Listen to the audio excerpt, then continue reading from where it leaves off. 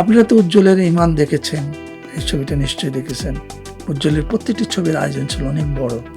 মমতাজ আলী নামে একজন নির্মাতা ওনার সাথে ছিলেন, উনি সব কিছু বড় আয়োজনে করতেন, নাসিব থেকে শুরু করে, ইমান থেকে শুরু করে, এবং যার কারণে সে কার্পণ্য করেনি। পাকিস্তান থেকে তার সে শ্যুট করে নিয়ে আসছে, 4 দিনের শুটিং, ঘোড়ার চেজিং ছিল।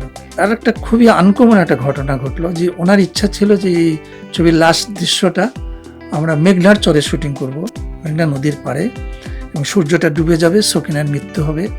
এটা লাস্ট গল্প, যারা সকিনা ফিরোজ খার প্রেমের গল্পটা জানে, যে স্বামীকে বাঁচাতে যুদ্ধ করছে। শাবানার চিন্তা হলো যে একটা ছবি তৈরি হবে, সেখানে রাজ্জাক ভাই এবং শাবানা সহ আলমগীর ভাই দুজনে একসাথে কাজ করবে। এবং যেহেতু রাঙ্গাভাবিতে আলমগীর ভাই ভিলেনের কাজ করেছে, এই ছবিতে রাজ্জাক ভাই হবে ভিলেন।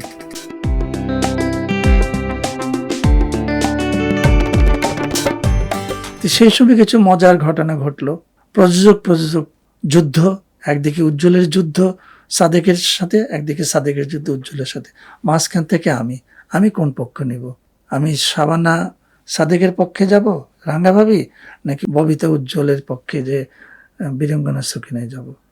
আমি সেই সময়টা আমার জন্য খুবই কঠিন সময় ছিল, খুবই প্রকাশের ভাষা বাইরে এমন একটা পরিস্থিতির মধ্যে ছিল। আমি আপ্রাণ চেষ্টা করেছি দুই প্রযোজককেই সামাল দেওয়া, সঠিক সময়ে প্রিন্ট ঠিক পৌঁছে দেওয়া। বাজারে দুটোই গেল, দুটো ছবি বাজারে একসাথে রিলিজ হয়ে গেল, কিন্তু রাঙ্গাভাবি হিট করলো, সেভাবে জনপ্রিয়তা পেল না বীরাঙ্গনা সকিনা। তাহলে এটাকে সফলতার আনন্দটা, সেই সময়ের আনন্দটা আমি পূর্ণভাবে পাইনি। একজন পরিচালকের তো দুটি সন্তান, দুটির সফলতা যদি আসতো তাহলে তো সেদিন পূর্ণ হতাম আমি। দেখেন, আমি এইটুক বলতে পারি যে প্রফেশনালি তো কোথাও যত্নের অভাব রাখিনি।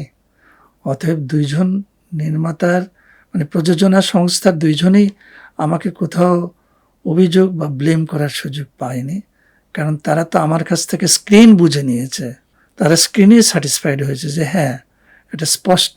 তবে বীরাঙ্গনার একটা গল্প আমাকে এখানে বলে রাখতে হবে, কারণ এই গল্পটি আজকের কোনো প্রোডাকশন ডিজাইনার, কোনো আর্ট ডিজাইনার বা কোনো চলচ্চিত্র পড়ুয়ারাও জানে না।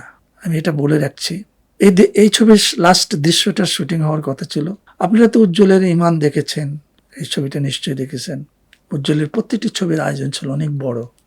মমতাজ আলী নামে একজন নির্মাতা ওনার সাথে ছিলেন, উনি সব কিছু বড় আয়োজনে করতেন, বিশাল বিশাল আয়োজন, নাসিব থেকে শুরু করে, ইমান থেকে শুরু করে। সে উজ্জ্বল ভাইয়ের দৃষ্টিটাই এরকম একটা বিশাল বিশাল আয়োজন। তো সে আপ্রাণ চেষ্টা করেছে আমার ছবি যেন বিশাল আয়োজনের ছবি তৈরি হয়, এবং যার কারণে সে কার্পণ্য করেনি। পাকিস্তান থেকে তার সে শ্যুট করে নিয়ে আসছে, 4 দিনের শুটিং, ঘোড়ার চেজিং ছিল। এই জন্যে আমার ছবির একটা গ্ল্যামারও বেড়েছিল, একটা আয়োজনও বেড়েছিল। আমি এটা কৃতজ্ঞতা প্রকাশ করি। আর একটা খুবই আনকমন একটা ঘটনা ঘটলো যে ওনার ইচ্ছা ছিল যে এই ছবির লাস্ট দৃশ্যটা আমরা মেঘনার চরে শুটিং করব, মেঘনা নদীর পাড়ে, এবং সূর্যটা ডুবে যাবে, সকিনার মৃত্যু হবে। এটা লাস্ট গল্প, যারা সকিনা ফিরোজ খার প্রেমের গল্পটা জানে, যে স্বামীকে বাঁচাতে স্বামীর বিরুদ্ধে সে যুদ্ধ করতেছে, স্বামীর দ্বারা আঘাতপ্রাপ্ত হয়ে মারা যায় আর কি। এটাও ট্র্যাজিক ফিল্ম ছিল। তো এটা আমরা রিয়াল লোকেশনে শুটিং করব। এই প্ল্যানিং হলো, সব হলো, যেন রিয়াল লোকেশনে যাব। কিভাবে ঘোড়া যাবে, কিভাবে নৌকা যাবে, কিভাবে সোলজার যাবে, কিভাবে 200 লোক যাবে, সব আয়োজন শেষ। এখানে মহিউদ্দিন ফারুক ছিল আমাদের সেট ডিজাইনার। তিনি বলল যে এই ছবির শুটিং শেষ হতে 4 দিন লাগবে লাস্ট সিকোয়েন্স শ্যুট করতে। প্রথম দিন আপনারা অনেক সুন্দর শুটিং করতে পারবেন, বাকি 3 দিন আর কোনো শুটিং হবে না।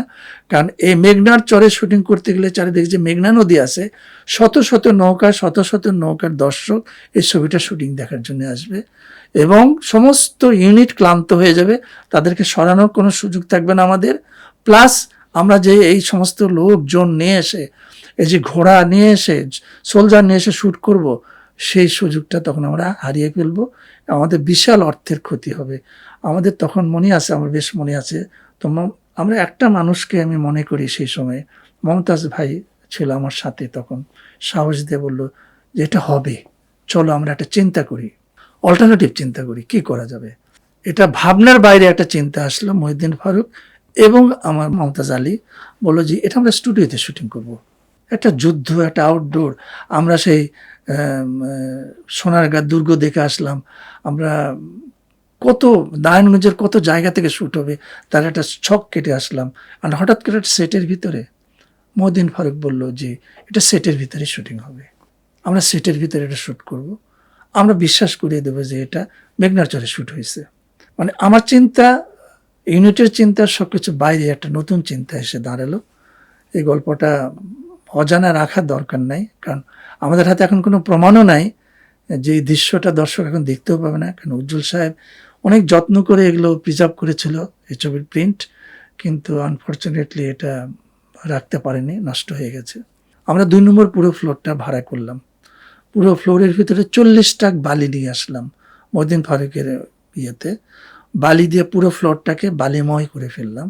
এবং পুরা যে সাইকোরামা, যে একটা স্টুডিওর পাশ দিয়ে যে একটা আপনার যে এখানে যেমন দেখছেন, দর্শক যেমন দেখতে পাচ্ছে যে কালো পর্দা, কালো সাউন্ড প্রুফ একটা ইয়ে, ওই পর্দাটাকে পুরো নীল করে দেওয়া হলো, মানে এটাকে একটা ভিস্তা ইমেজ আনার জন্য। কারণ যখনই ক্যামেরাটা ধরা হবে আর এর মধ্যে আলো ফেলা হবে তখন মনে হবে এটা খোলা আকাশ।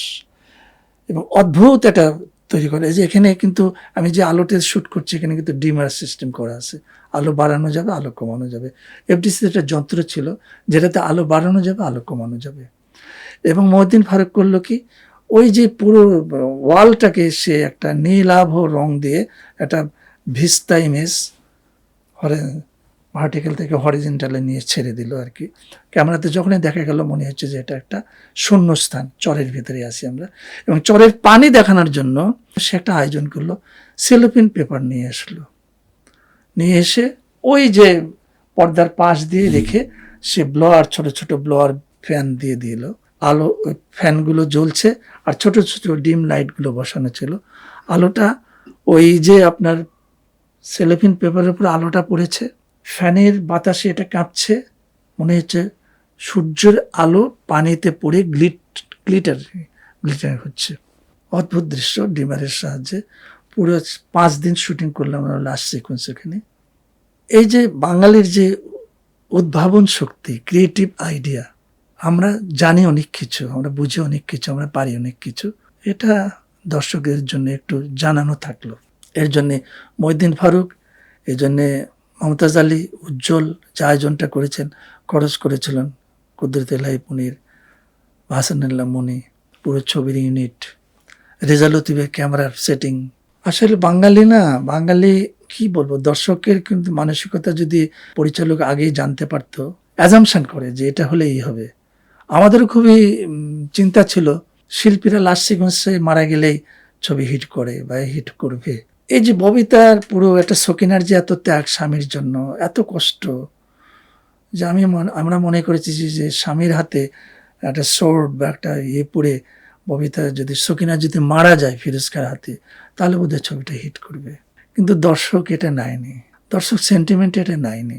একই রকমের গল্প, একটা বাচ্চা গুলি খেয়ে মারা গেল, সেটা নিয়ে নিল রাঙ্গাভাবিতে, আবার এখানে এসে ববিতা মারা গেল, এটা দর্শক নিতে পারল না। কিন্তু আমাদের কোনো যত্নের ত্রুটি ছিল না আর কি। তো এটা দর্শকের মন জানা। সুভাষ ঘাইতে একটা কথা বলছে যে পরিচালক যদি দর্শকের মনে জানতো তাহলে আমার সব ছবি হিটই হতো। আমি তো ক্রান্তি হিট করাতে পারিনি। রাঙ্গাভাবি হিট হওয়ার পরেই এসএস প্রোডাকশন থেকে আবার একটা নতুন ছবি তৈরি হবে, এরকম একটা পরিকল্পনা শুরু হলো। এবং সেই ছবিটা তৈরি হবে একটা নতুন ব্যানারে। শাবানার খুব ইচ্ছা তার ছেলের নামের একটা ব্যানার হবে, সম্ভবত শাইক ফিল্মস নাম দিয়ে। এটার একটা লোগো ডিজাইনও করলো সুভাষ দত্ত, নামটা বোধহয় সম্ভবত সুভাষ দত্তের দেওয়া, শাবানার ছেলেটার নাম, যত দূরে আমি মনে পড়ে আর কি। সেই ব্যানার থেকে একটা ছবি হবে, কিন্তু মাল্টিকাস্ট, সুপার কাস্টের ছবি হবে এটা। মানে সেই সময়ে এমন দুটি তারকাকে এক করা হবে যে সাধারণত তারা একসাথে এই ধরনের কাজ করে না, বা করার বোধহয় তেমন কোনো সুযোগ হয়নি এইরকম। শাবানার চিন্তা হলো যে একটা ছবি তৈরি হবে, সেখানে রাজ্জাক ভাই এবং শাবানা সহ আলমগীর ভাই দুজন একসাথে কাজ করবে। তুমি একটা গল্প খোঁজো, গল্পের জন্য দৌড়াদৌড়ি, স্বাভাবিকভাবে গল্প, এইরকম একটা গল্প বানানো। এবং যেহেতু রাঙ্গাভাবিতে আলমগীর ভাই ভিলেনের কাজ করেছে, এই ছবিতে রাজ্জাক ভাই হবে ভিলেন।